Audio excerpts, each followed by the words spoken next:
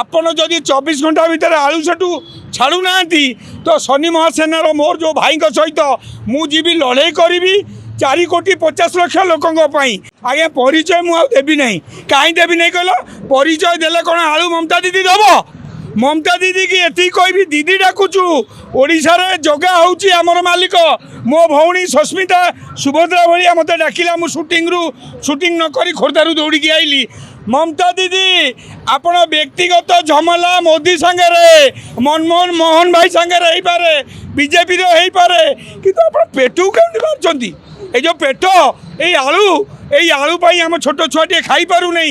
আজকে আলু 70-80 টাকা 100 টাকা।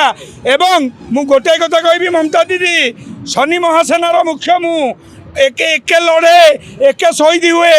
গোটিয়ে কথা কইবি, আপন যদি 24 ঘন্টা ভিতরে আলু সেটু ছাড়ু নাহান্তি তো শনি মহাসেনার মোর যে ভাইଙ୍କ সহিত মু ଯିବି লড়াই করিবি 4,50,00,000 ଲୋକଙ୍କ ପାଇଁ। କାହିଁକିନା ଏ ଲୋକ ମୋତେ କଳାକାର ସଜାଇଛନ୍ତି, ମୋତେ ଆଜି ଚିହ୍ନୁଛନ୍ତି।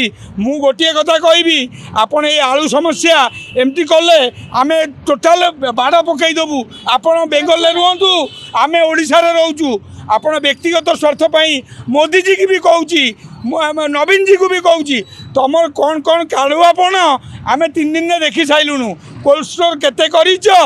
ଆଳୁ ଆମ ଚାଷକୁ ଆମେ ଚାଷୀମାନେ ଆଉ ଚାଷ କରିପାରୁନୁ। କାହିଁ କହିଲ?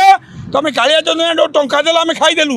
ଗୋଟିଏ ଜିନିଷ କହିବି, ଯେଉଁଦିନ ଯାଏ ଚାଷୀ ଜୟ ଯବାନ ଜୟ କିଷାନ ଅଛି, ଅବିକା ଜୟ କିଷାନ ତାପରେ ଜୟ ଯବାନ ହେବ।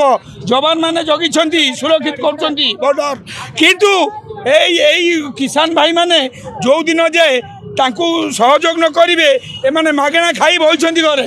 ତେଣୁକରି মমতা দিদি কৌছু 24 ঘন্টা ভিতরে আলু পঠাতু, নহলে সেটিকা পুলিশ সহিত, বেঙ্গল পুলিশ সহিত আমি মরিবু।